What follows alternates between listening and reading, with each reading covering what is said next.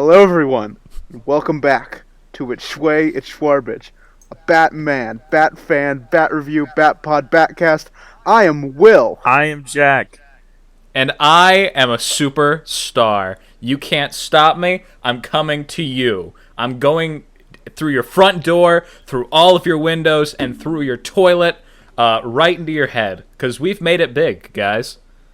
Yeah, double digits. Double digits. Let's go. Let's go. Big 10. The number 10. One of my numbers of all time. That's how many fingers we got, and that's the base that every culture agreed to use, probably because of our fingers. Yep. Or our toes. Yeah. Seems unlikely. Yeah.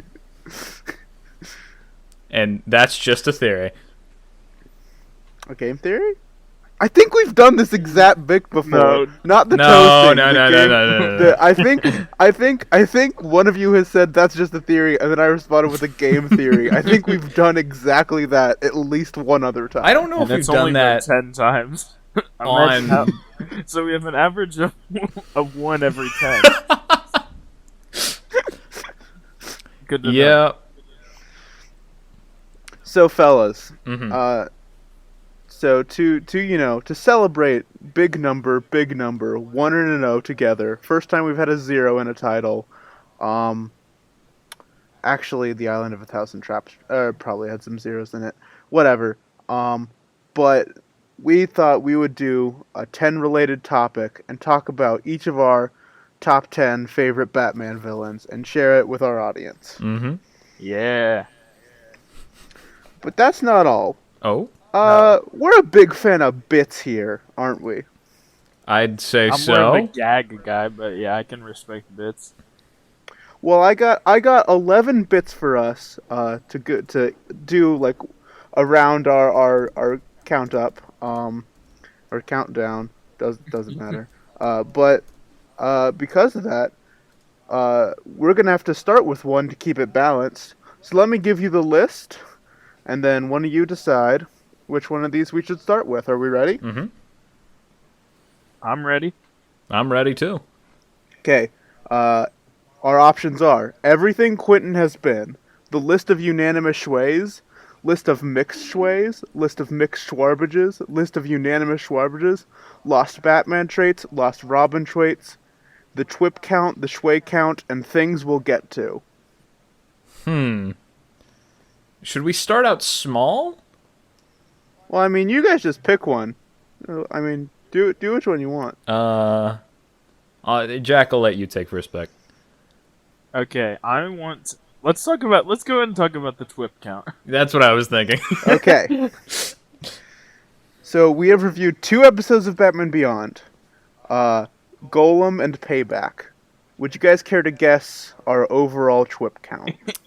I'm going to say 6. So, I don't remember if it was me or someone else who suggested a TWIP count, but we did not follow through at all on... I followed through. I kept track. Oh, no, I don't mean that you didn't keep track. I mean that we didn't say TWIP enough for a count to be. No. TWIP is the count in the episodes, not the amount of times we say TWIP. Okay. Although that's okay. Jack, you have a guess? Gonna go with 5. In Golem, there were 5 TWIPs. Oh? Okay. In Payback, there were... Congratulations, Jack, there were 0 TWIPs in Payback. Oh my god! Wow. Bringing our total TWIP count to currently 5. We need Not to twip bad. more. We're getting a TWIP every 2 episodes.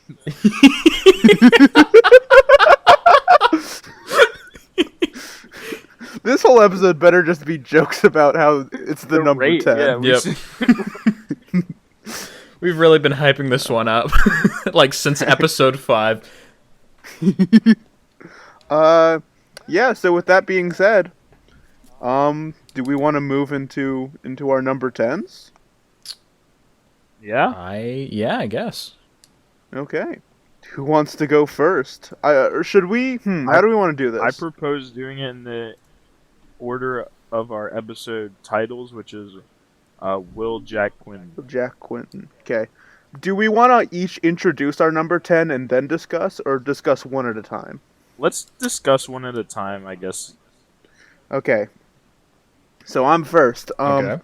My number 10, I think you guys could be annoyed with me when you realize who I left off to get this number 10. I think this is really my only controversial pick. But at number 10, I have Calendar Man. I was so tempted.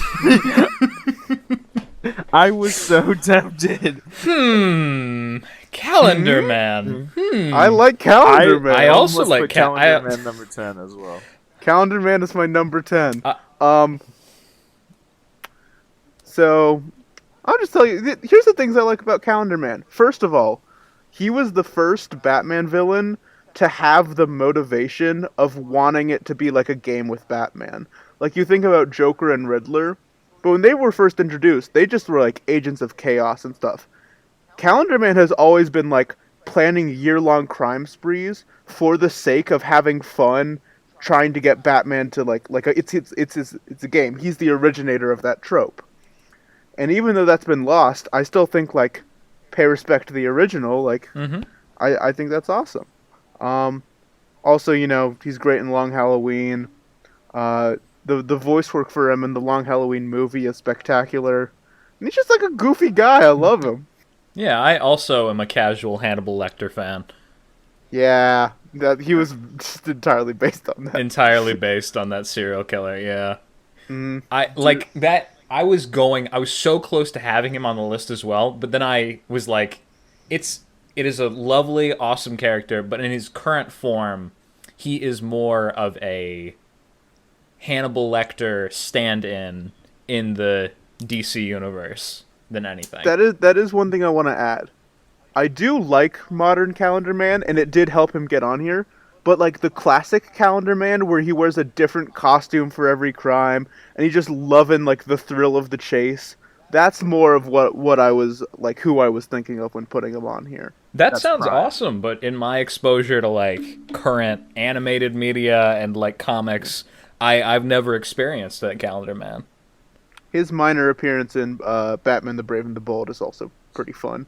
I forgot about that. Yeah. He becomes the Calendar King. Yeah. Love that.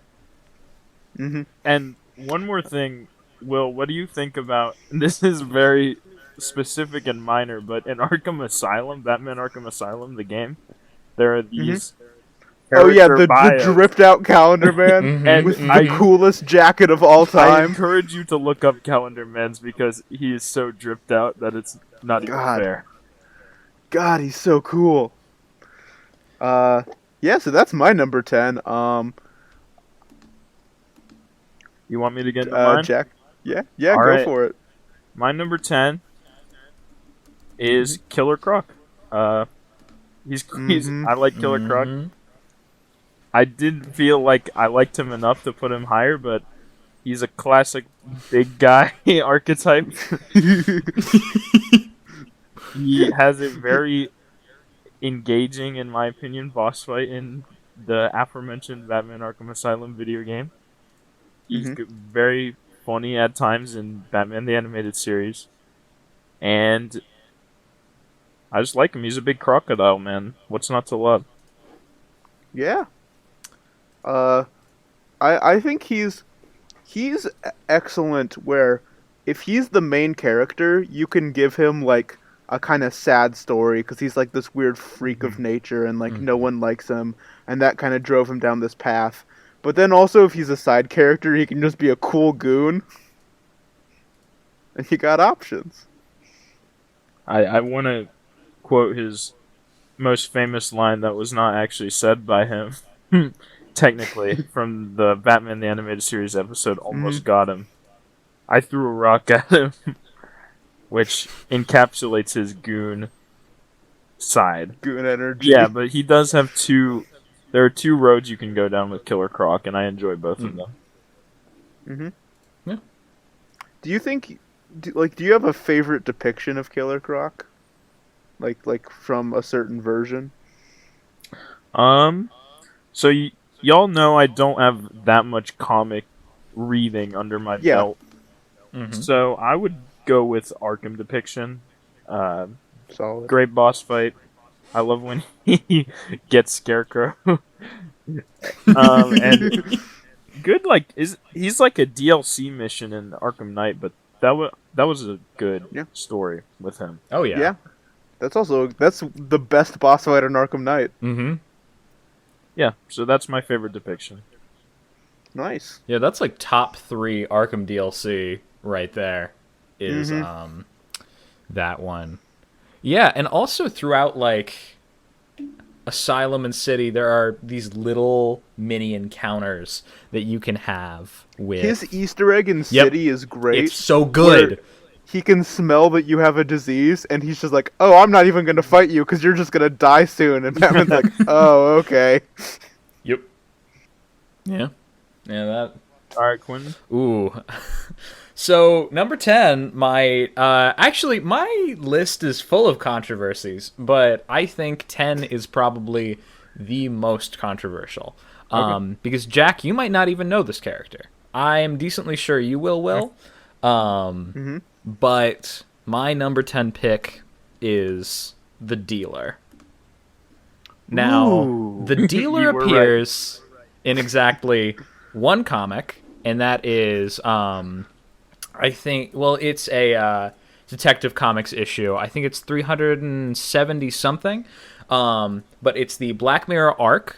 And the Dealer is a character who runs the Black Mirror auction, if I remember correctly. It's been a while since I read his comic, but I think that the concept of a villain who auctions off pieces of Gotham's dark history and like supervillain memorabilia almost. He sells like supervillain tech, but that's not like all of it.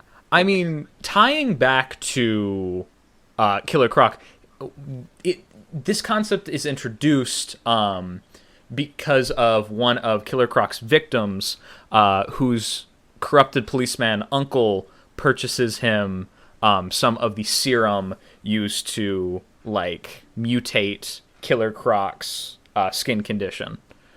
And so he takes revenge on Croc. Batman stops him. They heal him. And they realize that it came from this black auction. And he has one of the most simple yet striking and terrifying designs. I'm trying to remember what he looks like, because I haven't read this in a while. He just has like a mask. Oh, yeah. Okay. Gas mask. The art... I thought you would hate him because he has a gas mask, because if you're... No, wait. That one's a real... That one's for the fans. God. One of the items he auctions off is the crowbar. And if you know... Oh my god. Yep. And he's like, this is the darkest piece that we have in our auction. Isn't it beautiful? And he looks out into the crowd of gas mask wearing psychopaths, and they're like, yes, we agree. It's like the beauty and the morose concept taken to an extreme. This is Dick Grayson's Batman, by the way. That's right. Once Bruce hands off the mantle. And the final confrontation is after he ingests a mixture of Kirk Langstrom's Man-Bat serum and venom. He was still done in, but in his one appearance, an incredibly striking villain. Yeah, that I like conceptually and in practice. That's my number 10. Excellent. Love it. Yeah. Well, guess it's time for ring-a-ding-ding, time for another bit. Do you guys want the bit list again? Bitly Mega Chippy. Yep. So it's everything Quentin has been, list of unanimous Schways, list of mixed Schways, list of mixed Schwarbages, list of unanimous Schwarbages, lost Batman traits, lost Robin traits. I said traits again. I said it for Robin both times. I thought you said Schwaits. Schwip count, which we've done already, Schway count, and things we'll get to. Quentin, this is your pick. Damn. I think let's get the mixed out of the way. Mixed Schways or mixed Schwarbages? Mixed Schways. Alrighty. So, how many mixed Schways do you guys think we've done? 3? Yeah, I would say. I'll guess 4. That would be 6, my friends. Okay. Holy shit. Okay, we got some dissenters. So, episode 1, Golem. Me and Jack thought that was Schway. Quentin thought that was Schwarbage. How did you not like Also Golem? I stand by that. I stand by Also, that. also from episode 1, hypothetical Danganronpa Batman Beyond crossover. Same thing. Me and Jack thought that was Schway. And Quentin Wait, I that thought that was Schwarbage. Schway. You did. What was I thinking? Are we allowed during this segment? No, to we're not allowed to take things back. Okay. Our opinions are set in stone forever. Okay. Episode 2, Batman issue 1. Me and Quentin thought that was Schway. Jack thought that was Schwarbage. Boo. Episode 5, Batman 181. Same thing. Me and Quentin thought that was Schway. Jack thought that was Schwarbage. Episode 8, World's Finest 183. Jack and Quentin Schway, Will Schwarbage. Okay, but that one All was three earned. of these are like the same thing, and I gave 2 of them Schwarbage and 1 Schway. Episode 9, Just Another Night. Jack and Quentin gave that a Schway, I gave it a Schwarbage. How was that Schwarbage? That was the most wholesome Christmas story. Yeah, but I feel bad, and I'm never not gonna feel bad. But anyway, we have often said that Jack is a contrarian. That's just a fact of life. But looking at the evidence, at least for the Schways, we're perfectly balanced. It's 2 for each possible combination. Holy shit. Wow. Yeah. Of course, one of them was for the Danganronpa Batman Beyond crossover. I don't think that should be included in the official count, Will. I'm sorry, if we call something Schway, it goes on here. Better be careful then, or I'm just gonna start calling everything Schway. No, Yep. we have to. It has to be put to a vote. Like we all have to do it. Sway or Schwarbage, Coca-Cola. I mean, I like Pepsi more, but it's still Schway. I don't drink soda, so Schwarbage. I shouldn't drink soda. It's a Schwarbage. Okay, cool. Well, time for our number 9s, I guess. Let's do it. I think this is like if I looked at this on anyone else's list, this is the thing on my list that makes the most sense. Number 9, I have Poison Ivy. Okay. I don't know. I think she's great. I like the motivation of like eco-terrorists. I think it's cool to give people like a lot of Batman characters have like human motivations, and that makes sense. We're fucking up the environment, and she don't like that. Also, really cool to have meta-human villains. She's just basically the strongest one.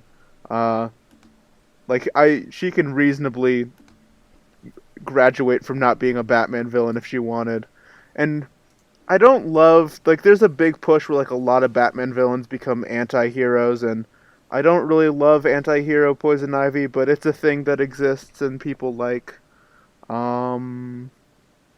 Yeah. Also, Batman and Robin, classic film. Uma Thurman, lover. One of the films of all time. Okay, Uma Thurman as Poison Ivy, kind of amazing casting. Mm-hmm. Wish that movie was better. Wish the script was actually decent. Mm-hmm. They did it dirty with that movie. I agree. Yep. Rubber lips are immune to your charm. Yep. Yeah. Rubber lips. All right, you want my number 9, guys? Yep. I'm ready for it. My number 9 is a very rare one where to me it is carried by the Batman, the show, and my number 9 is Clayface. Yeah. I know there are about yep. a dozen versions of this There are character. 10. There's exactly 10 right now. We don't need any more, DC. Okay. and I'm not even going to pretend to know them all or even half of them. But I like Clayface in the animated series. Good. That's it's a classic character type, shape shifting. It's classic. And I like Clayface in Arkham as well. Great. Becoming the Warden Quincy Sharp is very funny to me. I enjoyed that immensely. But as I said, the best version of Clayface that I have personally witnessed is the Ethan Bennett Clayface from The Batman, which is very tragic character and very compelling character. I think definitely one of the most interesting parts of that entire series. Could not agree more. I love Ethan Bennett. Hey Jack, just for the record, because I'm writing some stuff down. Would you say that your Clayface is just Clayface generalized, or are you saying specifically Ethan Bennett? I wrote it down as just generalized because I included all the versions that I've we will just do generalized. All mine are generalized. I understand if you guys want to be more specific, but I just kind of... Yeah, well, no worries about that. Quentin? Oh, my 9? Mm-hmm. 9 time. Is that a catchphrase? I think so. It's my new catchphrase.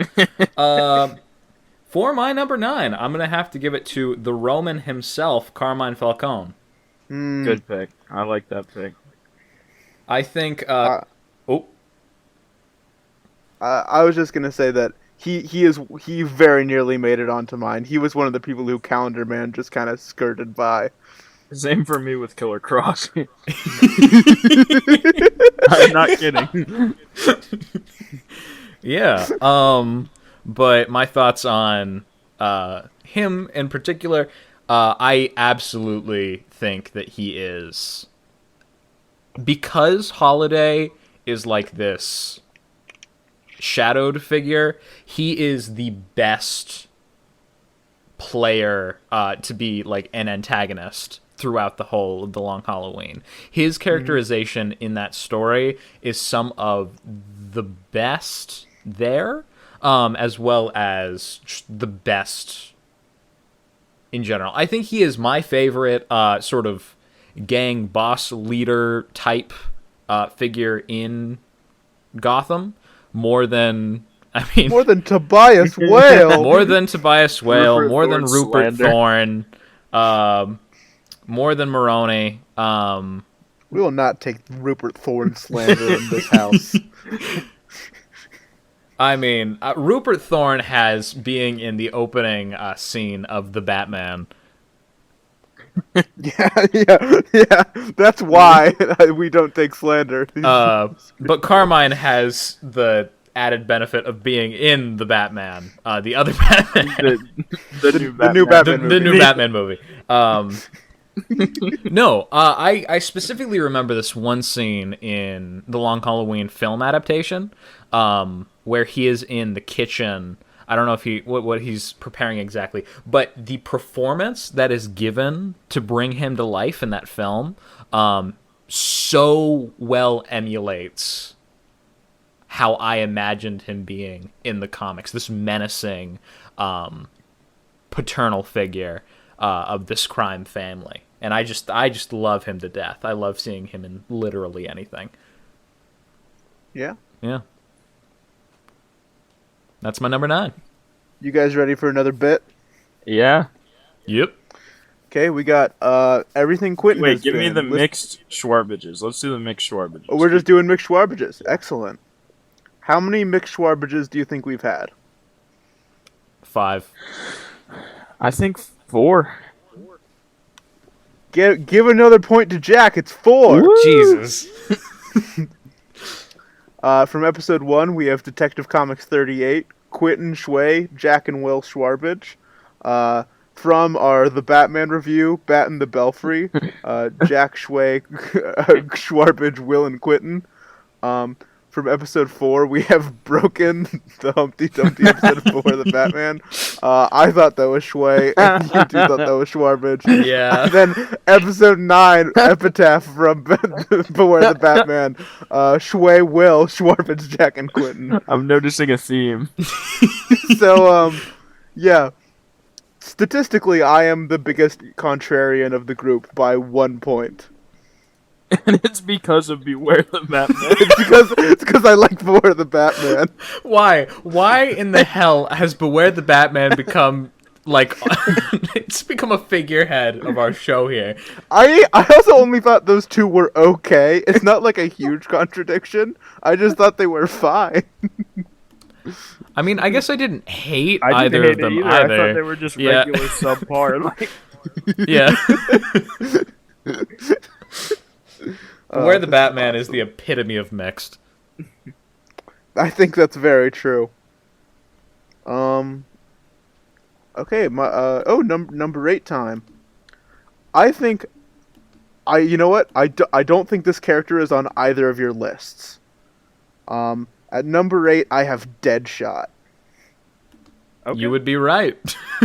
Haha. Not on my list, but let's hear it. So first of all, Suicide Squad. Yeah, you're starting to lose me. Floyd Lawson. Okay, so first of all, I just paused there for the bit, but unironically, I think the scene where Batman comes to arrest him and he's with his daughter is the highlight of that whole film. Mm-hmm. Moving on, I don't want to talk about that movie anymore. Deadshot is like, he seems generic at first, where it's just like gun guy, but he is like, in my mind, like he's like whenever you like Batman has to solve like a murder and people get shot a lot in Gotham, my mind always goes to him because like he's that prevalent to me of like any impossible murder he could be behind. And then like, first of all, have you guys seen his first appearance costume? No. He has a tuxedo and a top hat and a cape, and he just runs around with a Glock. What? Yeah, he started out with like a magician aesthetic. We gotta read that one. Well, Yeah. now we gotta We'll read get that around one. to it. But then when you get like the cool Deadshot, who wears red and like the armor, like he's just a lot of fun. I love him in the Suicide Squad comics where like he has like he is suicidal. He's how the team gets its name, where like he's absolutely down with dying on any of these missions. And like it's sad because you're like, it also makes you root for them, and he's just like down with dying. And like then he's kind of like Killer Croc for me, where like if he's the focus, he's like a really deep, interesting character. But then if you just need like an S-tier goon or bodyguard or enforcer or whatever, like he can serve that role too. I don't know. I really like him. Also, his name is fucking funny. Yeah. Yeah. Well said. Funny name. Funny name. Funny name. All right. My number 8 is. So I gave my number 8 to Scarface / the Ventriloquist. I don't know if that's a hot take at all, but No, that's Not that's, at all. That's That's awesome. good. so this is based on Batman the Animated Series, as many of my opinions are, unfortunately. Not as amazing appearances in The Batman. I don't even remember what it was. I have no clue. But one of the few villains in that show, and honestly in a lot of Batman, so Batman's always sending people to an asylum, but Scarface is one of the only characters that actually feels like they made some attempt to portray an actual like mental health issue with someone, albeit it's done in a kind of goofy way, as most Batman villains are, but it becomes genuinely compelling in Batman the Animated Series, seeing the I think his name is Arnold. Arnold Wesker. Arnold Wesker struggle with his villainous persona, it becomes a pretty compelling and interesting story. And he can work as both as we've said for many villains, he can work as both like a goofy guy, like, hey, like it's a guy with a puppet, like that's so funny, or he can be a genuinely compelling main villain for a story. I'm noticing that we have a theme of like versatility for our discussions. Oh yeah. Well, so many Batman villains have to be versatile because of the Yeah. just huge amount of media that exists for the character.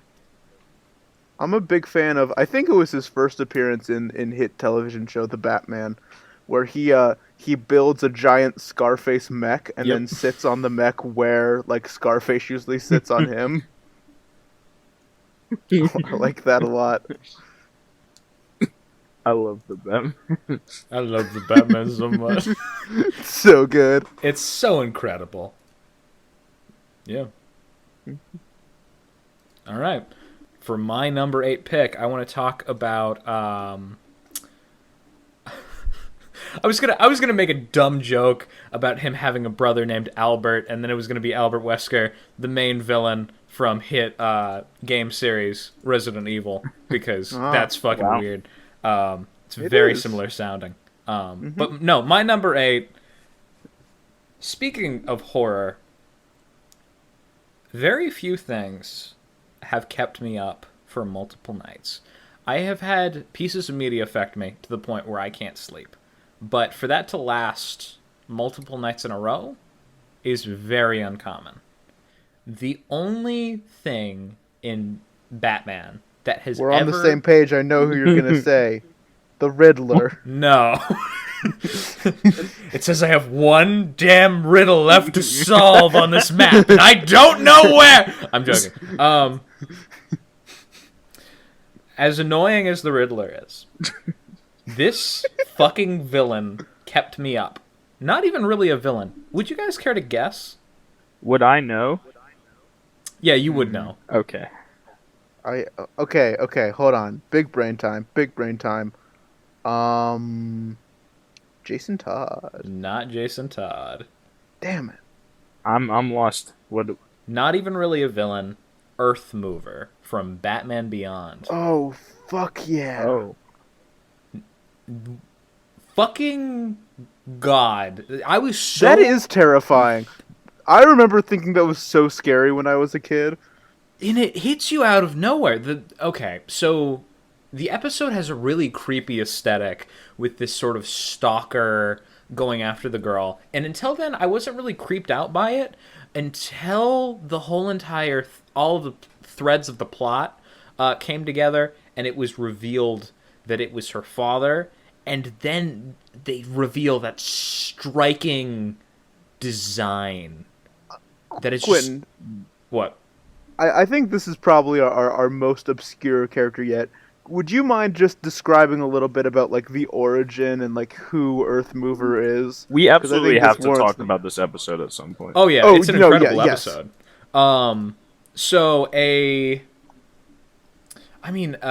plot summary of the episode. Fucking Terry is hanging out with, I think his girlfriend and also this other girl.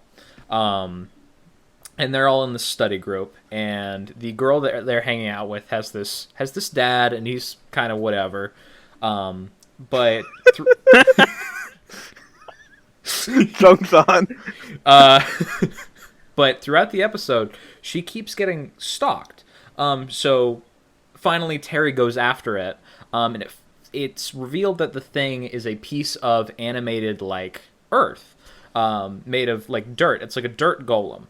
And seeing as this show has a tedious history with golems, I wasn't really at this point very, impressed.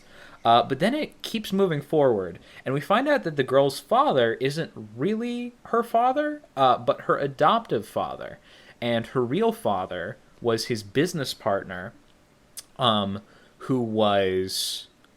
I think they were filling up this old, like, mine shaft deep in the ground so that they could build on top of it. But there was an accident, and he was exposed to... Or no, they were dumping chemicals. They were taking chemicals from one factory and dumping them in this pit. And there was an accident. The real dad was exposed to the chemicals and buried, presumed dead, and that secret has been covered up ever since. Though finally, the girl and her adoptive father, their house is swallowed into the ground, and there are these cavernous caves that they have to travel through. Of course, Terry goes down there in the Batmarine. But they are finally faced with his form, and it is this horrifying, green, glowing, barely living corpse that's been fused with this cavern wall. And just the amount of detail that the face and the bones and all of it has been drawn with, compared with the eerie voice that they give him and just the situation behind it, was enough to completely rock me at a young age. I will tell you, I did not sleep for 54 hours after watching that episode. It kind of fucked me a little bit. In terms of like my health and my sleep, but eventually I got over it. And I really haven't been able to look at it the same sense. But in terms of effect, I think that's the most real world effect any Batman villain has ever had on me. And that earns him my number 8 spot. Who's up for another bit? Another bit! Woo! Would you like me to go back over the list of bits? List of bits. Okay, we have everything Quentin has been, unanimous Schways, unanimous Schwarbages, lost Batman traits, lost Robin traits, Schway count, and things we'll get to. I mean, let's go for the Schway count. Yeah. Okay. Guess. I want you guys to guess. There's a very limited number of Schways in this show. As is. My guess is 4.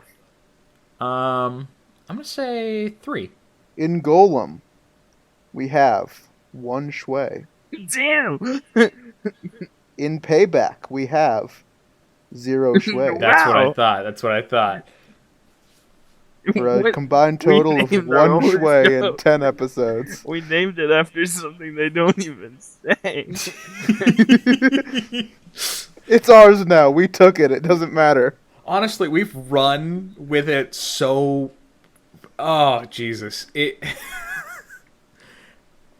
I've had people ask me to explain the title of my podcast to them, and I'm like, I don't know if I can. Yep. Like, I feel like if you are a person who does not already know what Schway is, or can't, like, have it easily explained to you by explaining Batman Beyond, I think that's a real barrier to entry. So we're making this inaccessible to everyone who's a little bit. Incredibly specific lingo from a children's cartoon from over a decade ago at this point. I mean, well, if we wait until the year 2029, if we wait a little bit, according to Batman Beyond, Schway's gonna be everyone's gonna be loving it then. We're making this for the future. We're predicting. Mm-hmm. I mean, I guess the only real response to the question, what is Schway, what is Schwarbage, is go and watch Batman Beyond. Yeah. Is it number 7 time? I guess so. Heck yeah. For my number 7, I have our first repeat offender. I have Clayface. And then in parentheses, if they make me choose one, Basil Carlo. But we let Jack just do general, so I'm just saying Clayface in general. Yeah. I mean, everything Jack said, also true for me. But also, my favorite Clayface will always be Basil Carlo. Just like the fucking poetry of it, of an actor who ends up becoming a shapeshifter is fucking cool to me. And then also the Mud Pack story where he gets all four of the original Clayfaces together to do a big scheme, and then ends up stealing all their powers is really cool. Because this is something you might not know, Jack. The original Clayface, Basil Karlo, he originally did not have shape-shifting powers. He had to steal the powers of Clayfaces 2 through 4 to become a shapeshifter. Okay. I did not know that. Yeah, well, now you do. Good fact. Yeah. Yeah. Yeah. Yeah. Fuck yeah. Hell Fuck yeah. All right, Clayface. Any more you want to add on Clayface, Will? Too many of them, but it's funny at this point. I mean, the age-old question, would you rather be a Clayface or a Robin?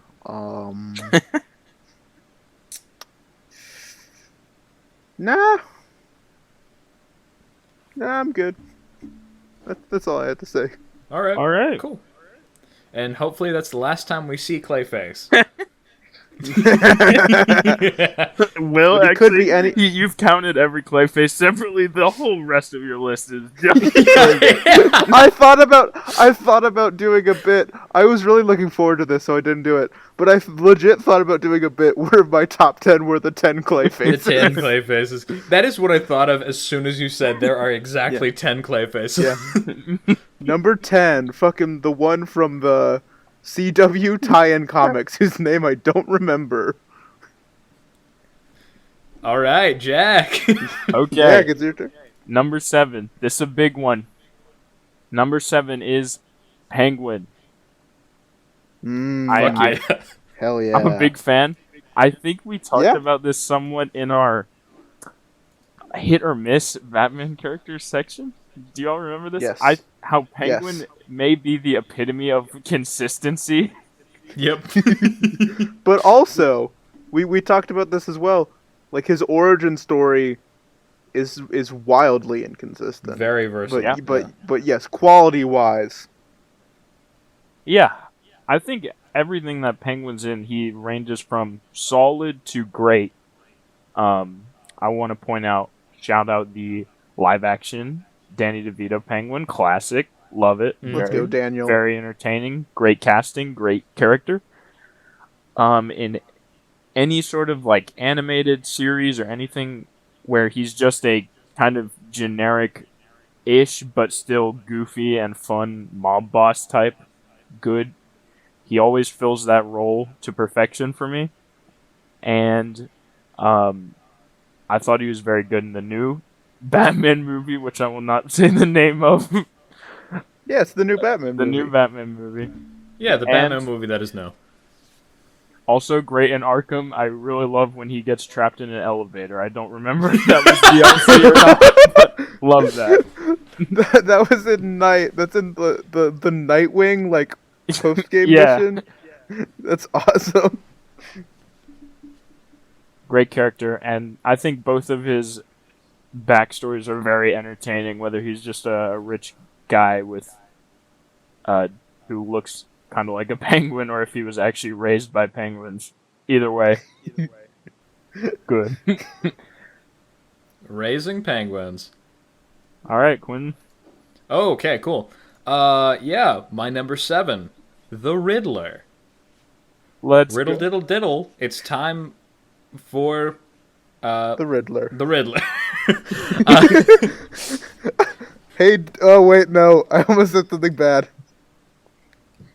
What? Well, glad you did. What? I guess. I was about to say, hey, diddle diddle, time for the Riddler, but making diddle rhyme with Riddler. Not do that. Anyways, Quentin, Yeah, sorry. tell us about the Riddler. Diddler. Okay. Okay. Yeah, Riddler. You know him, you love him, and I my do. placement of him here, I think his dynamic with Batman is so strong. Well, not with Batman. His dynamic in his head with Batman is so strong and entertaining. Because he likes to think himself the pinnacle of intelligence. You know, the smartest, the greatest, the baddest. He is it. And here comes Batman. This little guy. In He's his a little guy. Yeah, he's a little guy. Little Bruce Wayne. He comes and he solves all of his fucking riddles. And so he's like, am I not the smartest? No, I have to be. So that leads him to scale his crimes so far, so large, to such a degree, specifically to spike Batman. If you don't already get it, I'm specifically talking about the Arkham, the Arkhamverse version of this character. But this extends to other versions. I think he's really strong in The Batman, in his tragic backstory there. His episode explaining that is one of my favorite in the show. Probably the best episode after season 1. Yeah, most likely. I'd have to say so. And there's nothing else called The Batman that also contains the Riddler. There's not. It's called the new Batman movie. The thing about Paul Dano's Riddler is I do enjoy it. And it's a fantastic performance, but it's in the same category as the Joker for me, where it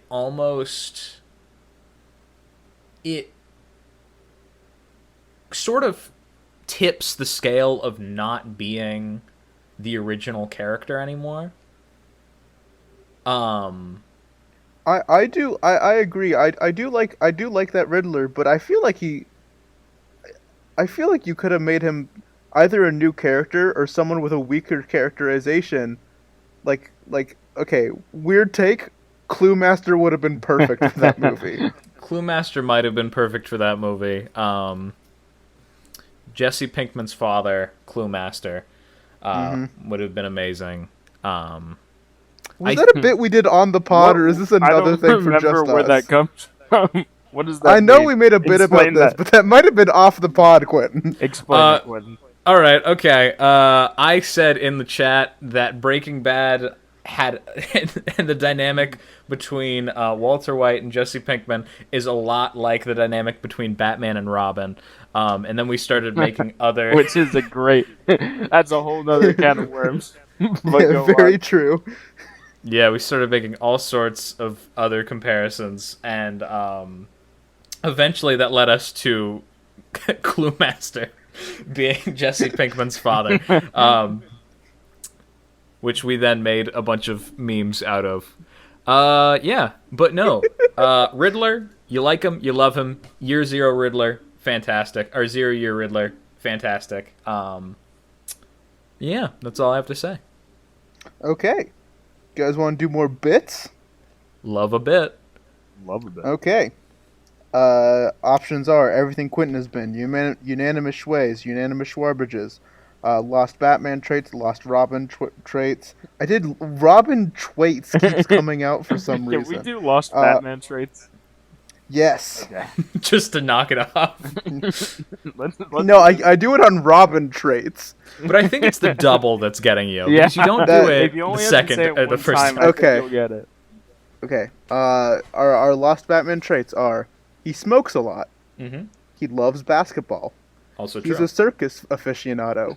He can run at terminal velocity. Intensely socially awkward, in parentheses, possibly still present.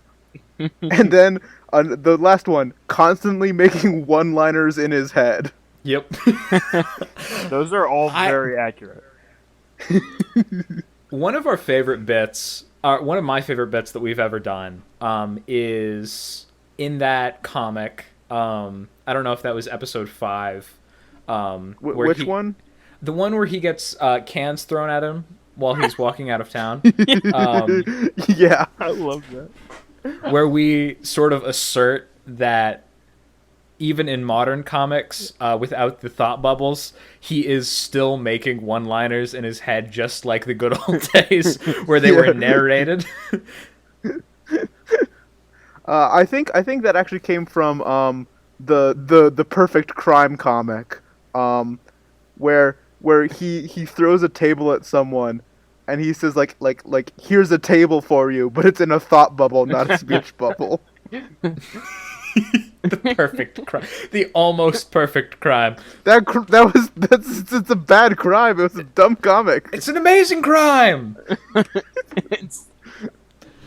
It's a decent crime. It's an okay crime. Okay. We just did number 7, right? Yeah, we're on 6 Yes. Number 6. You know him, you love him, Hugo Strange. now. Ooh. What was that? Ooh, do you not love Hugo Strange? Well, now I'm realizing I love Hugo Strange more than you do. Oh. Well, that's not true. Maybe we love Hugo Strange equally. I just love everyone above Hugo Strange even more. That's fair. I guess we'll have to wait and see. We will have to wait and see. So what's there to say? I mean, funny beard. That's it. So my number. No, but Buff Arkham concept art? Oh my God, yes. Yes. Another The reference to fucking- the Arkham Asylum portraits, which are Concept amazing. art. Hugo Strange, so jacked in it. Yeah. So you know what? Since Quentin has implied that we'll talk about him again later, I'm just gonna talk about that in hit video game Batman Arkham Asylum. There's concept art for many characters. We already touched on this a little bit, and for some reason they made Hugo Strange just the buffest fucking dude He's you've so ever big. seen. He's so schmeedy. He's what? What? Okay, Jack, your turn. He's Schmeedy, yeah. So my number 6. Speaking of Schmeedy, my number 6 is Bane.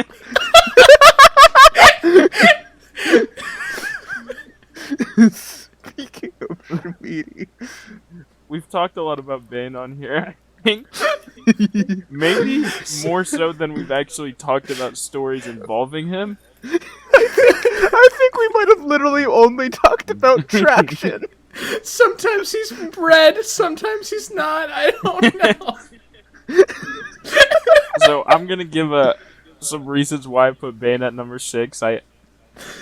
So he is another versatile character that we have been talking about. He could either be incredibly smart, like that he is Batman's peer, or he can just be a big guy who punches stuff. And both versions I really like. He's kind of like Killer Croc Plus for me in that way. Jack. Yeah. That is exactly how I described it. Yeah.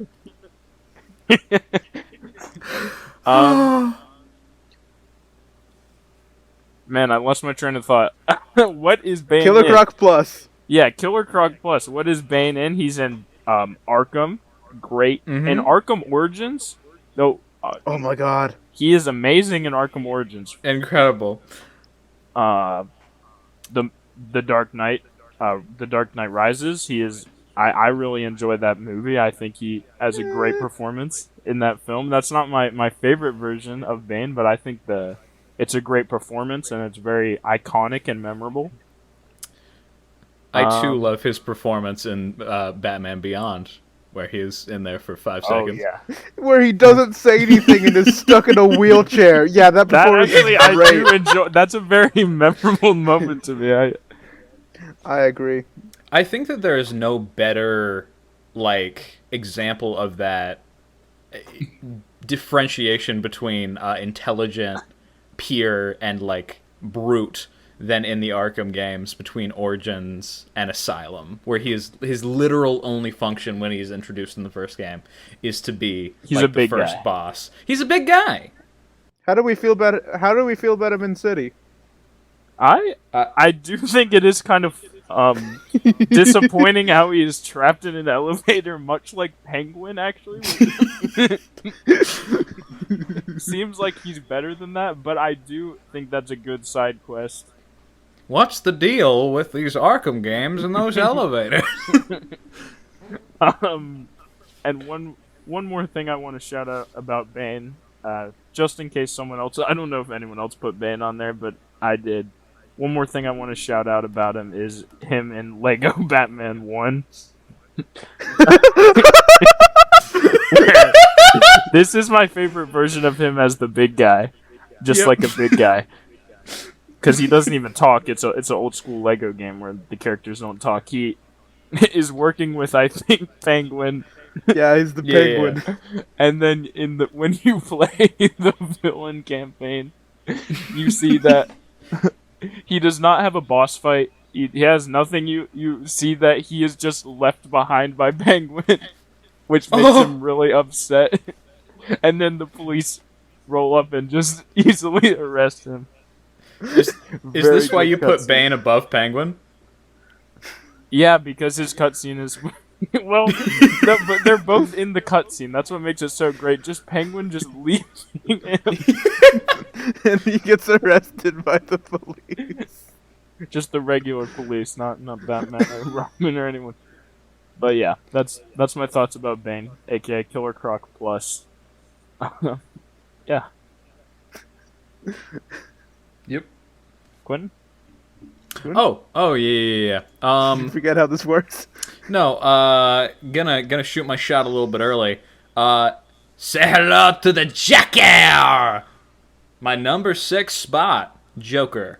Separating the mice from the men. This is... I mean, some have described him as Batman's greatest adversary and foil.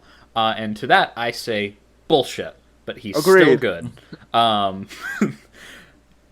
opinion is dumb because there are much more nuanced characters who fill that void. But in people's desperate struggle to flesh out the Joker, there have been so many hits, there have been so many misses, but also an incredible amount of hits and adaptations. I mean, again, to bring it up, the Joker adaptation from the hit film might not be super the character we know, fight Batman, whatever, but it is still an incredible performance. I think that this character is brought to life by the writers just like using him as a vessel and the actors giving some incredible performances. I mean... We you know him, you love him, Mark Hamill. It just Luke Skywalker. Luke Skywalker brings that character to life so the Hobgoblin well, and so it's just an incredible performance that he gives. And of course, Troy Baker doing Mark Hamill's impression. It's a little bit uninspired, but it's still so good. I mean, John DiMaggio. Love that as well. He killed it. He also killed it, yeah. And he killed Jason Todd. With a crowbar. True. What other Jokers? The 3 Jokers. Yeah, there are 3 Jokers. Anyway, which one'd you put on here? Oh, shit. Which Joker? Which Joker's your favorite? The comedian, the criminal, and the clown? Distinct characters, the 3 Jokers. The ones that are different characters. At the end of that story, there's only 1 Joker again, and it's like, were there 3 Jokers the whole time? That story's dumb. It's bad. It's fucking stupid. Is this something Batman... we have to talk about? I don't know what. Yeah, probably. I'll just say it real quick. Batman becomes a god, and he knows everything. So he tries to figure out who the Joker is, and then discovers there were 3 Jokers. Then at the end of the story, there's only 1 Joker. And it's like, well, then what the fuck was the god thing about? Yep. The only good part of that story is I liked Jason Todd's stuff. Jason Todd. That's also Jason what Todd. I thought about Under the Red Hood. I mean, I guess.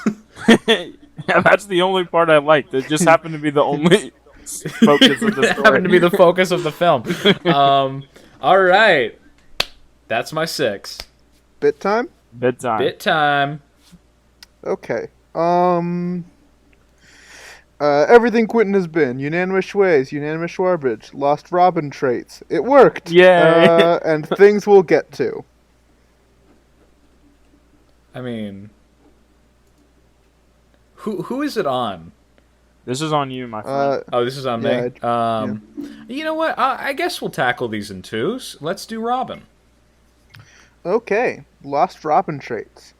So I have a list of traits, and then I have in parentheses which Robin they applied to. Okay. Sexist, Dick Grayson. Nationalist, Dick Grayson. Dead, Jason Todd. Allergy to elevators, Dick Grayson. Yep. And then Todd Clyson. Do you guys remember Todd Clyson? What? No, no. What is Todd Clayton? Do I want to explain Todd Clyson? Yeah, I do. Yeah, It would be funny to leave you in the dark, but Todd Clyson is the Robin we came up with. He's our OC Robin. Oh, What? When did I we... think he's like, I think we said he's the 3.5 Robin. I don't remember, but his name is Todd Clyson, and we came up with him. that sounds like an anagram name. That sounds like Dane Lislo. we came up with this, Jack, when you did an impression of Robin, and then you did the impression again and said, I think that was a different voice, and I said, it's fine, this is a different Robin. This is Todd Clyson. Great stuff. What I realized from that list is Dick Grayson sucks. Look at Dick Yep. Grayson's traits. Lost traits. They're no longer Lost traits. But yes. Allegedly, yeah. Sexist, nationalist, and allergic to elevators. He is also the most powerful fucking person in the Batman. Yeah, that's true. I should have put that on here. Well, that's not lost. That's still true. He is Akuma. Okay. We're on to number 5 now. And Jack, I got big news. I agree with you almost exactly. Number 5 for me is Bane. Yep. Hell yeah. Yeah. I mean, we already talked about him. Do I have anything to add? Oh yeah, let's just talk about how Bane has never looked good in any animated show ever. That is one of his Or really biggest flaws. animated anything. Other than Arkham Origins, which is animated. Okay, but I'm not counting video games. I'm thinking shows and movies. Shows. Oh, wait, I think I got one. No, you don't. Young Justice. No. What? He looks pretty good there. Yeah, but like he doesn't have a mask. It's weird face paint, and the mouth is weird. They can't get the mask right. Is the main thing.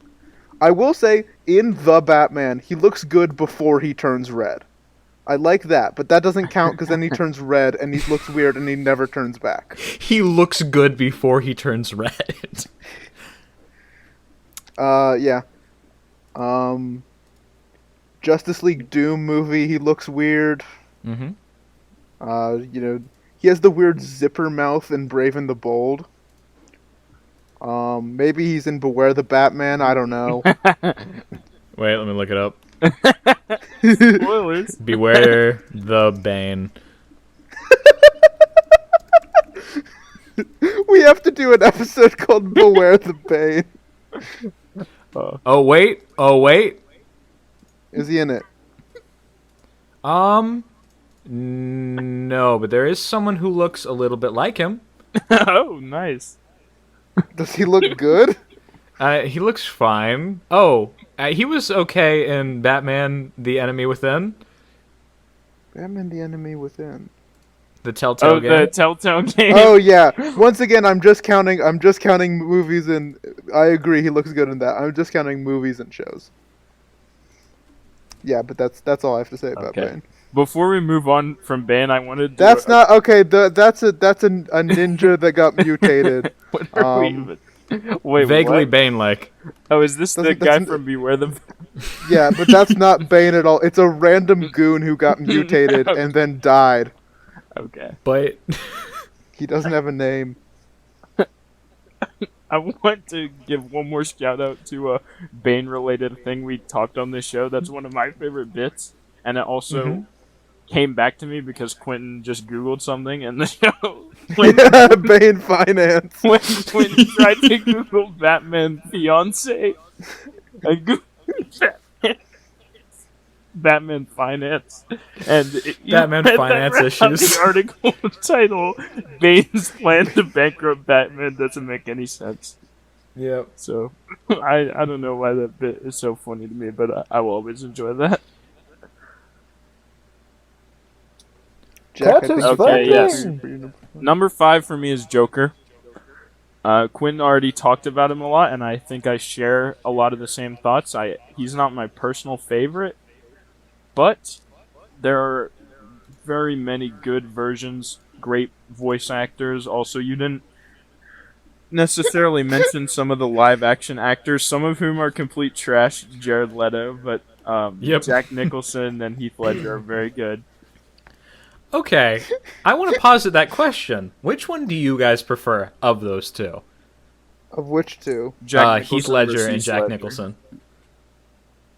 Okay, you both talked at the same time. Sorry. And I didn't catch it. I mean, Quentin, which one? Say them. out of the two live actions, Heath Ledger and Jack Nicholson, which do you prefer?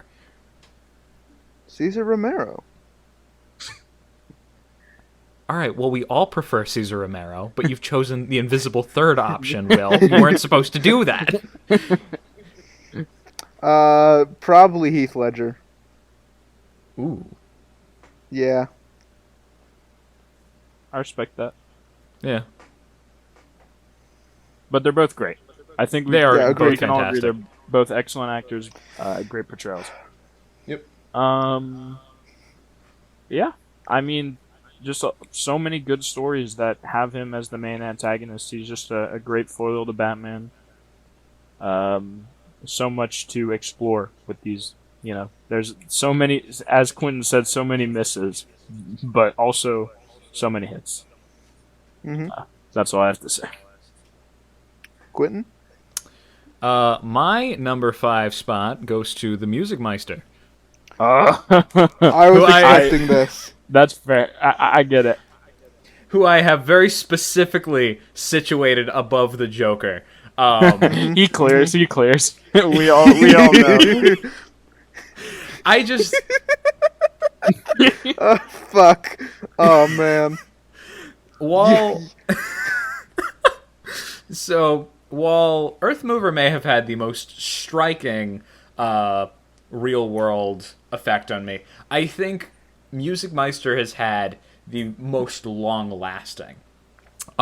There was literally no cooler moment in my experience with Lego Batman 3 than playing it for the first time and realizing that Music Meister, my niche, Batman the Brave and the Bold, super fucking... I loved Music Meister. He was my favorite when I was a child, when I didn't understand the nuances of villains and the larger Batman mythos. I hadn't read any comics. I was a big fan of the animated show. And I was also a little dweeb and a fan of Broadway musicals. Nerd. And Neil Patrick Harris, I also watched How I Met Your Mother at way too young, and idolized him as well. So those three things came together in Batman the Brave and the Bold in what is one of my favorite pieces of Bat media of all time. And he's in Lego Batman 3, and now I can say officially he is also in Harley Quinn. Yeah. And that was fucking sick. I loved that as well. And, well, he's also in the CW, but we don't talk about that shit because I that do, shit it's is funny. garbage. It's bad. It's bad. He's also, you almost forgot he's also in Lego DC Supervillains. He is also in Lego DC Supervillains. Yeah. Love Music Ring a Meister. ding ding, ringing the bit bell, baby. Bit. Okay, what do we have left? Everything Quentin has been unanimous Schway, unanimous Schwarbage.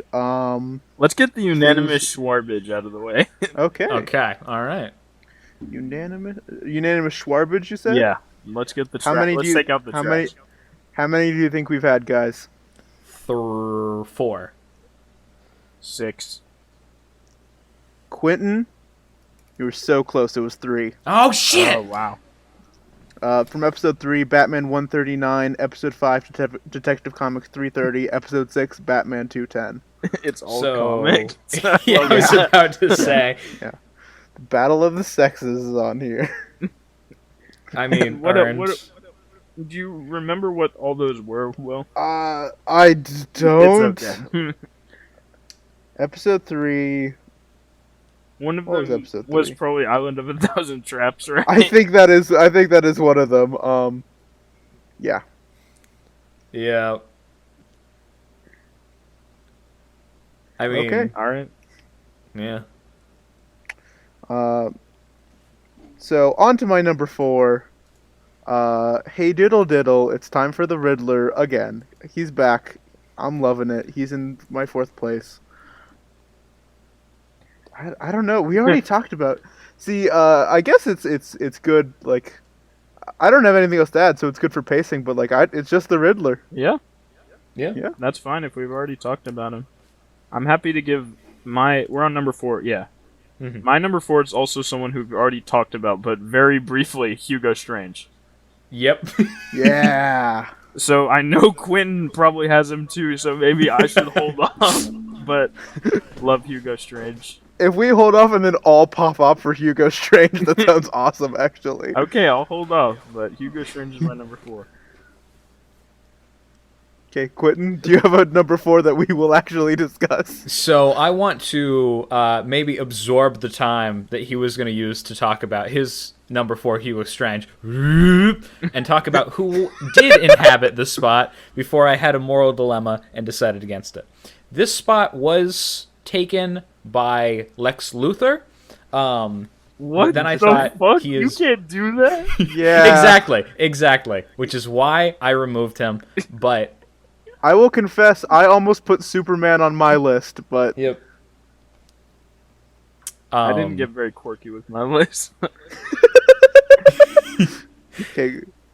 Yeah, no, but that was simply because of a scene in the Batman Superman animated crossover, which is fantastic, and I have on disc as a movie, as a film, Yeah, pretty good. somewhere in my room. Oh, yep, Batman and Superman movie, where Batman breaks into his room, and Lex is basically like, "You won't hurt me. Superheroes don't hurt people," and then he like fucking scares the shit out of him.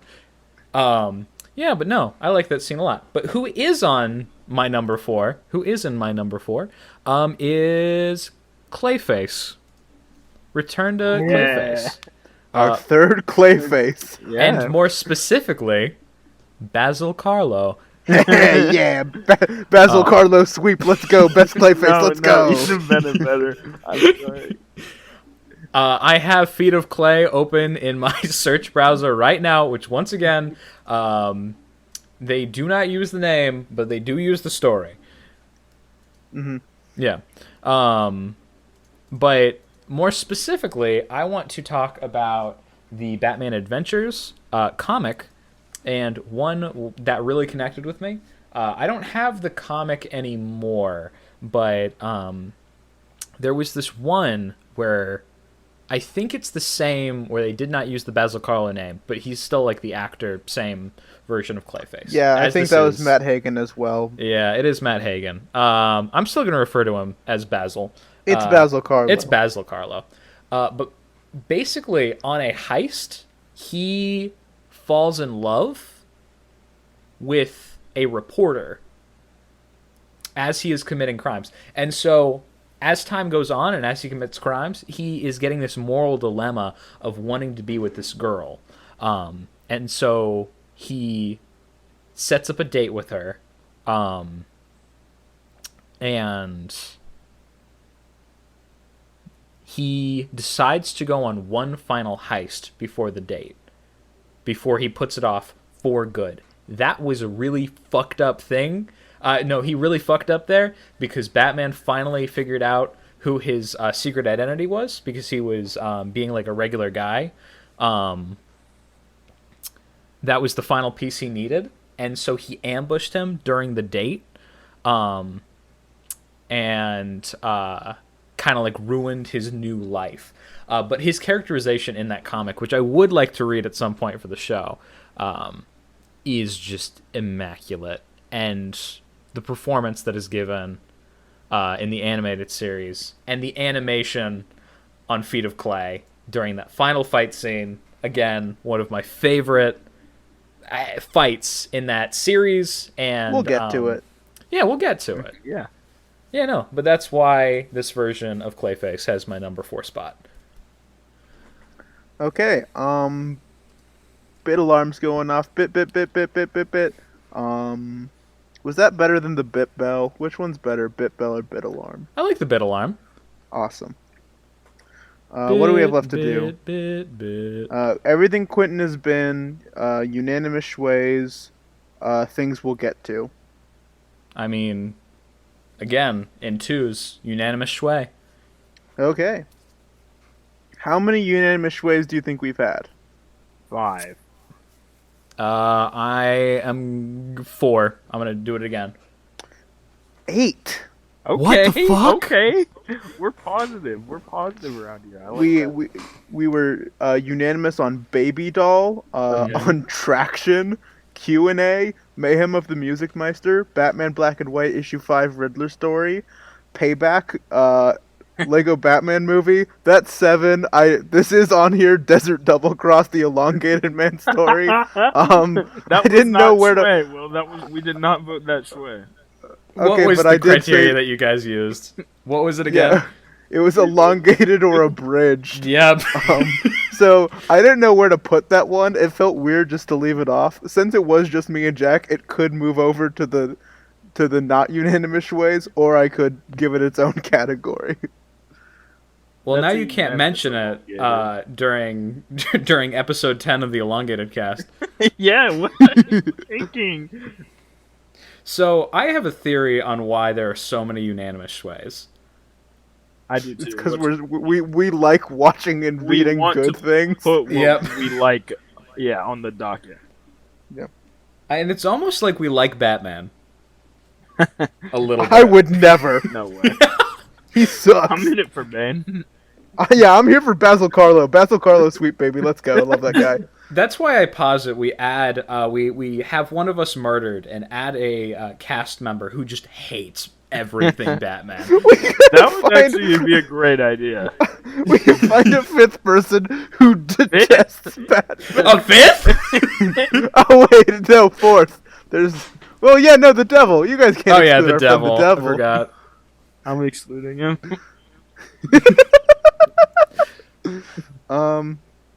Okay, yeah, that was that bit. Do.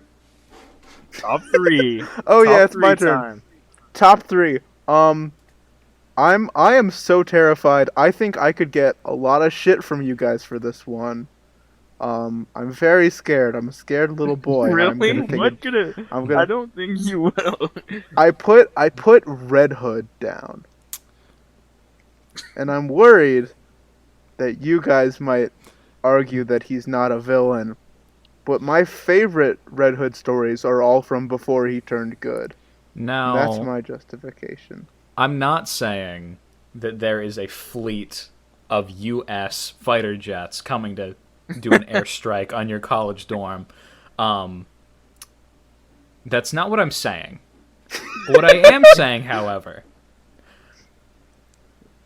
is that I completely agree with you. I think that that Red Hood is an incredible antagonist when used properly. And even when he's brought back into being a hero, anti-hero. I like Bat Family member Red Hood, but I'm not here for him. No. None of my favorite Red Hood moments are from when he's good. I like it when he's dead or evil. Yes, Arkham Knight.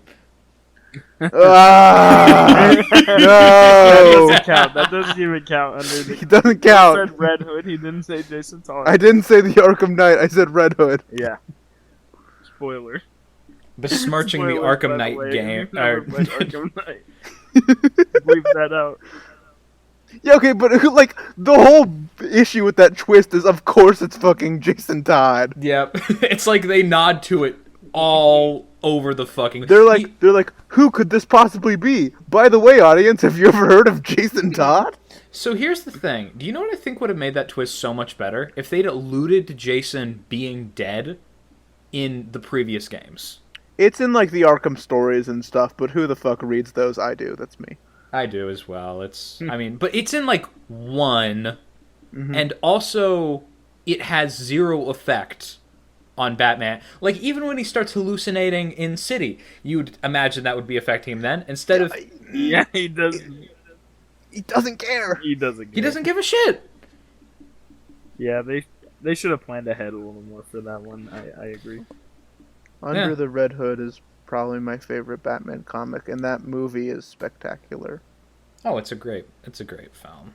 I mean, I personally enjoy his cameo in the Lego Batman movie. Yeah, it's spectacular. We're gonna spend. Wait, Will, is there anything more you want to say about why they're at number 3? Because we spent a lot of time talking about Arkham Knight. Yeah, let's move on, Jack. What is your?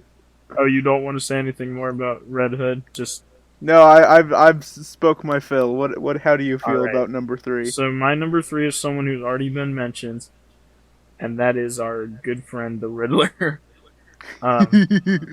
I love the Riddler. I'm a huge Riddler guy. Big Riddler fan. Got all the trophies.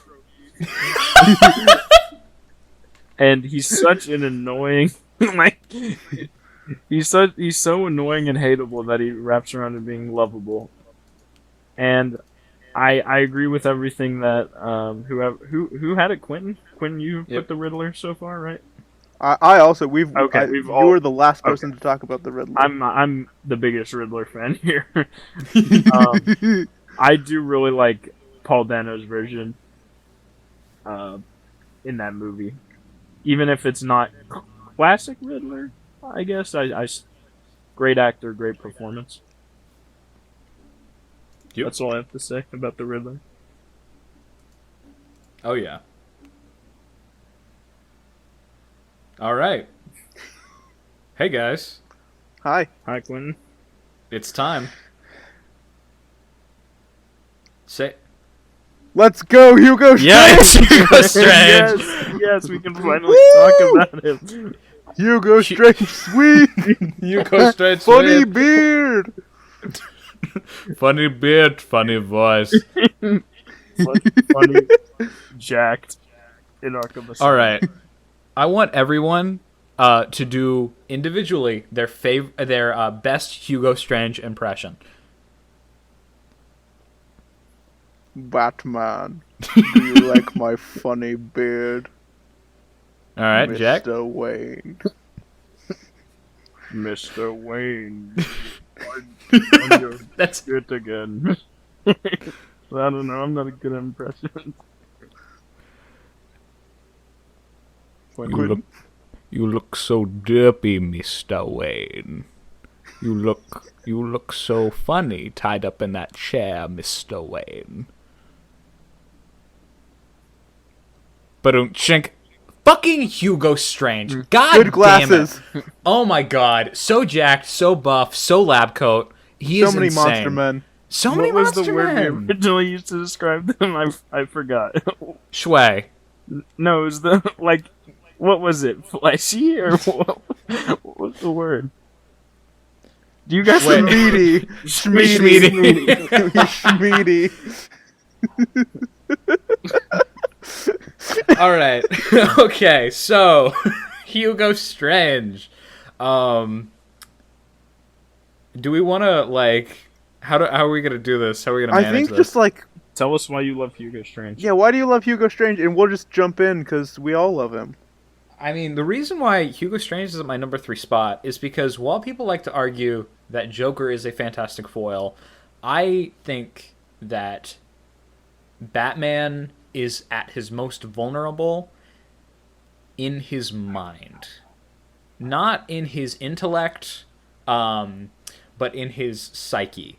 And there is one thing that could completely undo Bruce Wayne, and A that is psychiatrist. a psychiatrist who knows who he is. Hugo Strange knowing Batman's identity completely changes the game. And that's the thing. Anybody else would reasonably reveal his identity, except for somebody who was really truly obsessed with him. Man, because that's the thing, that's the trope. People learn Batman's identity and then they're like, I will keep it secret for this reason or another, and it's never believable. But for some reason, to me, Hugo Strange wanting to maintain that upper hand and mocking and goading him and putting a tape mocking his parents' death in Arkham City, even though he's not physically there, was one of the most bone-chilling moments. Sitting there and listening to that stupid fucking tape with the stupid fucking voice. I got so legitimately mad on behalf of the character I was playing. It's so good. Yep. Incredible. I also adore, like, I think it completely tracks that he doesn't expose Batman's identity, because he psychoanalyzes Batman, and he's like, if his identity was exposed, like, that wouldn't get me anything. Nope. Like, he's in it because he's interested in Batman or in one-upping Batman. He doesn't, like, give a fuck about exposing him. Yeah. Do you guys mind if I do a little tease? Just a little bit? Yeah. If you like hearing us talk about Hugo Strange, you're gonna love the next 2 episodes. I'm so excited. Me too. Guys, this is a thing where we're all gonna be able to come together, and just, like, fucking gush over a piece of media. And that's something I've been waiting for a while. We got a little taste of it with the Lego Batman movie. Yeah. But And I the think that's smaller only taste with Baby Doll. with Baby Doll. But even in the case of Baby Doll and the Lego Batman movie, we didn't truly love it. I love both of those. I mean, yeah, like, love, fine. Baby Doll's my #1 villain. Fuck you. Don't spoil. We're still on number 3. But no, like, I love music. I have a genuine love for that episode. Like, I fucking gushed there, because of my connection with that. And I think we all have a similar connection with City. So that energy is something I'm really, really looking forward to. Shall we do a bit? Yeah, Let's do it. Okay, bit alarm, bit. What do we have left? Everything Quentin has been and things we'll get to. I think we should do everything Quentin has been and finish with things we'll get to. Because we'll get to that. Yep. Episode 1, Quentin is not going to say. Episode 2, Quentin is Jason Todd. Episode 3, Quentin is going to sing you a song later. Episode 4, Quentin is a horseman, come to save the day. And in the outro, he said he was Will. Episode 5, he's not really sure. Episode 6, he is an acrobat who's just married and is taking his 10-year-old on a tour to Gotham. Episode 7, we're not so different, you and I. Episode 8, I am accusing you of a great crime. Episode 9, I am very confused. Yep. Quentin, you've been a lot of things. Do you have a favorite? Yeah, what's your favorite thing? I think I'm a big fan of episode 10, I'm in your house. But I mean, in your walls. Episode 30, I'm right behind you. I'm really proud of I'm an acrobat. Yeah, that one's really good. Because again, I usually come up with these 10 seconds before I say them. But that one That I one thought you of planned before. Episode 2 is still my favorite, where you just instantly went, Jason Todd. We have this is our top 10. We got to make a top 10 like friend of the show villains. And it's like Jason Todd, Dane, I feel like, I don't know, whoever else you all think, maybe Willie Watt. Okay, that's a good idea. You guys ready for my number 2? Yeah. Please. The spot of number 2 and number 1. Ask me in like 3 days, I'm sure it'll switch. I swap these two constantly. And this is not just for placement as my favorite Batman villain, this is for my favorite comic book character. Oh, holy shit. These are my 2 favorites. At number 2, we have who I think is the embodiment of pure, raw, untapped potential, Killer Moth. I knew this was coming. I'm surprised it was at number 2, honestly. I fucking love Killer Moth. We know. Every single... But the audience doesn't, Quentin. This isn't for you. Be quiet. Every single version has something to add. There are a few that are misses. I'm not gonna lie. He's not perfect. But, like...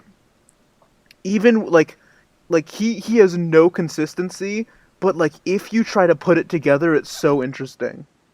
Like, there's the idea that he has, like, a crippling phobia of the dark is really cool.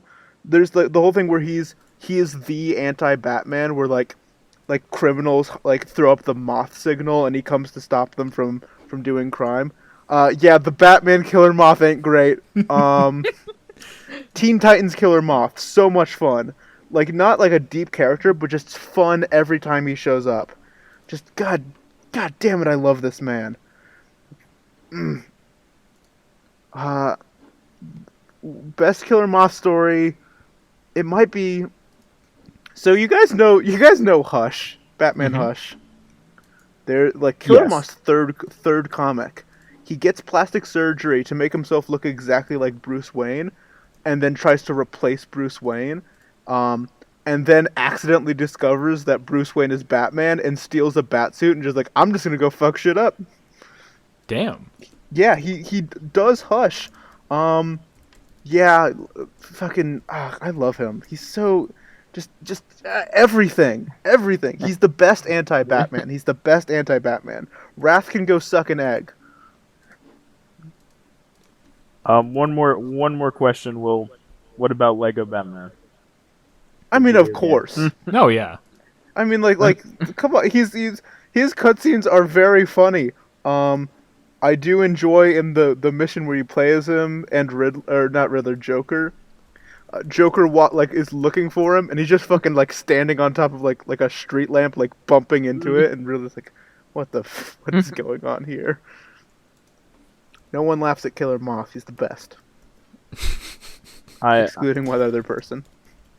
Yeah, he's the second best, and I suspect that my number 2 is your number 1, unless you have just left this person out entirely. And my number 2 is Mr. Freeze. Ooh. I will not say whether or not I left off Mr. Freeze, but I will say he is fucking awesome. He is awesome. And he rules because of the writers of Batman the Animated Series. Yeah, well done, guys. Made him from a admittedly fun guy, like, who freezes stuff. He was a fun guy? He was a fun guy who liked freezing things. He's like and by fun, I don't mean I would like to meet that version of him in real life, although maybe I would, but he's fun villain. Like, he's like a Bane kind of, like, hey, like, he freezes stuff. And then in Batman the Animated Series, they go, oh yeah, also his wife is terminally ill, and he's doing it all to try to save her and try to get revenge on the people who took away his funding. And they just create this extremely compelling, extremely, like, his relationship with Batman, him still being clearly like a villain while having sympathetic motivations. It seems like, kind of a basic thing, but it's just such a breath of fresh air, really, when a lot of Batman villains do not seem especially sympathetic. And he's great in Arkham too, even though he's really stupid in Arkham City. Has probably the best boss fight maybe I've ever played in a video game. Arkham City, Mr. Freeze, great fight. Mm-hmm. But I'll, with the expectation that we might have more chances to talk about him, I'll pass it to Quentin for his number 2. Okay. All right. My number 2 is Harvey Dent. Fuck yeah. And yep. Yeah. So I say Harvey Dent because I think his identity as Clayface. No, damn it, Clayface. There's too much. No, but his identity as Two-Face is kind of completely fueled by his inherent manic tendencies as this character. And in a lot of cases, I like when they explore the Harvey Dent part of his villainy, the organized crime, his connections, and his ability to do things and delegate. If you really look at Two-Face as a criminal, a lot of his natural charisma and skills as an attorney cross over into the way that he plans out his crimes. I mean, Giant Penny aside, that was from the Penny Plunderer. Don't forget it. Historical revisionism. Okay, you take that up with the animated series. I will, guys. And it maybe wasn't the same Giant Penny. Maybe it was a different Giant Penny. Are you implying Batman has 2 giant pennies in the Batcave? I'm not even. One from a Penny Plunderer crime, one from a Two-Face crime. I mean, he keeps the Two-Face one in his bed guest room. Yes. Yeah, in case Harvey ever wants to chill out and be reminded of his horrible villainous actions. No, but one of my... I mean, we keep tying back to the Long Halloween. Fuck yeah. It's really good. I genuinely think that every character who's in the Long Halloween gets just gets a boost. They get a little bit of a boost because of that, because it's so fucking good. It's really good. So fucking good. Great fucking moral dilemma. Great origin story for that character. It's always been great. Fantastic in the animated series. Fantastic in the live action films, even if he's not in them a ton. Well, he's in Batman Forever, and he's probably the weakest part of that movie. But I still love his performance by Tommy Lee Jones. Yeah. Fucking... No, Robin's the weakest part of that movie. Oh yeah, Robin is by far the weakest part of that movie. You have reminded me that I fucking hate Robin. Except when I love Robin. Love you, Robin. That's my number 2. Wait, did you just change your number 2 to Robin? You worded that weird. Yeah. I really thought you were going to go number 1 with him, but I guess. Oh, guys, you don't understand the irony of what you just said. Okay, moving on. Okay, I have a guess now. But anyway, time for our last bit. Things we'll get to. All right. I'm excited. ready for a hefty list. Our final episode will be a review of the entire Batman franchise. In this, Quentin will reveal who he truly is. Heart of Ice. Bane's plan to bankrupt Batman. Batman and Robin. Creating a new code for Robin's regulars. Batman's in my basement. An episode where we talk about Batgirl. Elongated Man Desert Double Cross. We did that one. Yes, the one down. a 3 hour episode, a 3 hour super episode where we talk about all 10 Clayfaces and their origin stories. That would be more like 7 hours with the rate that we talk at. Rainbow Batman story, punchline, everything. Episode 100 will be about clutch powers. We promise we will not do a Gremlin cast. Something related to the Harley Quinn show. Suicide Squad 2016. All of Beware the Batman. Jack promised he was going to do It's Super, It's Bizarro. A Mario movie night, not for the podcast, just the three of us. Teen Titans Go, and a Joker review promised by the AI, which we kind of did here. Holy shit. Yeah, we have a lot of promising. We have a lot of things to get to. We have And that's really dug not ourselves even into a hole here. which is completely separate from the queue we've been working on. And do you know what? I know that list is going to regenerate itself when we, as we pick things from it. I do think we should because start knocking things off the list, though, if we get the opportunity. But The the queue! the phrase Well, no, we'll the get queue- to it obviously we is stick with the queue. we can't stop using the phrase we'll get to it because for the first couple of times we completely didn't recognize the fact that we have been completely abusing that phrase. And now it's part of the identity of the pod. So it's even more intrinsic. Guys, we're here. We've made it. We got to it. I'm not Number even, one. no pretenses or anything. Victor Freeze sweep. Let's go, Mr. Freeze. Let's go. Mr. Freeze, Mr. Freeze, Mr. Freeze. Woo! Let's go. So yeah, my number one is Mr. Freeze. I think he is. In my notes, I described him as a triple threat. I want to elaborate on that. The mech, like the armored suit combined with the freeze ray, he is undoubtedly one of the strongest Batman villains. Then there is the fact that he is a genius. He's one of the smartest Batman villains as well. He's a match for Batman, maybe not like detective-wise, but he's still a genius. And then there is the third avenue that he conflicts with Batman at, which is morals, which is that like he is trying to do good things, and like it is like a debate of Batman of like what should, because he can't just like beat up Mr. Freeze and then put him away forever, because like then Nora doesn't get cured, and Batman also wants Nora to be cured, and he can't just let Mr. Freeze go about doing his shit, because then Mr. Freeze will just fucking kill a bunch of people. So like Batman has to find like a happy balance, and I think that dynamic is so interesting. I love him in Arkham City, even though the boss fight feels kind of contrived. It's a fantastic fight, but like story-wise, it's a little weird. But still, just like when you get Nora back for him in that side quest in Arkham City, he's so grateful, and then just in Arkham Knight, he continues to be amazing, and he's just after animated series, excluding New 52, he's good in everything. I also love Batman and Robin. Yeah.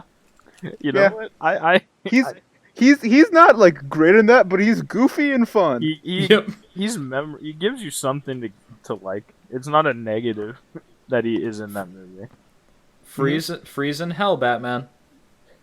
What killed the dinosaurs? The Ice Age. And then he shoots ice everywhere. You gotta do one, Jack. Okay, my number one. I think you guys have probably guessed it by now. It's KG Beast, baby. No way! No! KG Beast! The KG Beast! KG Beast! He was in Batman vs. Superman! So true! It's not KG Beast, unfortunately. Oh. Damn it. My number one is Harvey Dent / Two-Face. Yep. I'm glad Quentin put him at number 2 because I thought that no one was going to put him anywhere and I was going to put him at number 1. I was getting kind of worried. He was just edged out by Calendar Man. I sincerely love Harvey Dent / Two-Face, which henceforth will be referred to as Two-Face. Just a great I just like his he has a very interesting backstory. He's one of the few characters that really naturally combines Bruce Wayne and Batman in a way that is both like interesting and logical.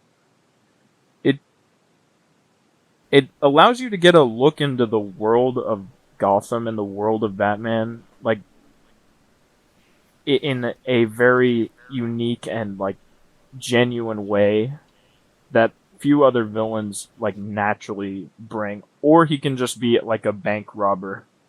Either way. But yeah, I love his gimmick. It's funny and like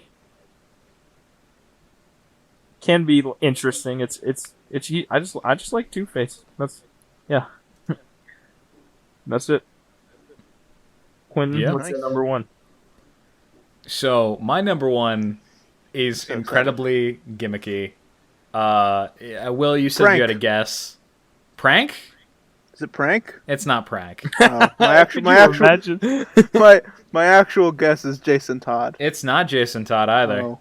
Yeah. Because when we said Robin, you said that's ironic. Yeah. So I thought it might Is be it Jason something Todd. Robin related? No, my number one Batman villain is Batman. Because Batman has no greater enemy than himself. Also, What a fucking cop out. No, but Okay. evil Batman is also something that has been explored in the past many times. Owlman in particular, and I fucking love it every single time. Owlman is great. Owlman? Yeah. However, you were getting dangerously close to complimenting the Batman who laughs, and that's when the podcast ends. No, I was going to say the Batman who laughs, but no, he sucks. He is simply a gimmick gone too far, and he is the creation of a rabid fan base who likes two characters very much. And it's like if a 3-year-old was like, I like Batman and I like the Joker. So what if they came together? And what if it is a Batman Joker? Holy shit. There you go. And he's just a bad character. But Batman has some fucking villainous tendencies in him. Very true.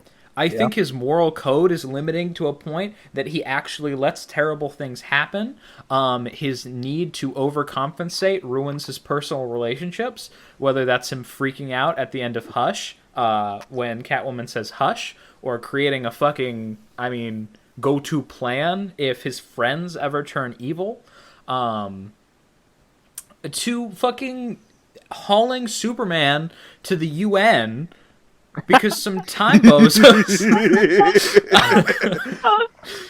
No, but it's just he gets in his own way so much, and he has so much like fucking baggage getting in the way of him doing his goddamn job that he is his own greatest foil. And that coupled with the evil Batman, not the Batman who laughs, and not any of the other ones from the Dark Knights. That's, yeah, there you go. Yeah. He's an asshole to Terry sometimes. That's pretty villainous. Well, I guess that bit. Wait, what's that? But the bit alarm is going off. But we did all the I thought we were bits. done. What the fuck? What? Could this be a secret bit? Everyone, I've been keeping track of all of our placements. 10th place was worth 1 point. First place was worth 10 points. I have calculated who we collectively believe to be the greatest Batman villain. Man. I wanna give a shout out to Mr. Freeze and Two-Face, who tied for second. Also with the Riddler, he was also tied for second. But our number one pick, who collectively, adding all the points together, our the favorite villain of the pod, is Professor Hugo Strange. Yeah!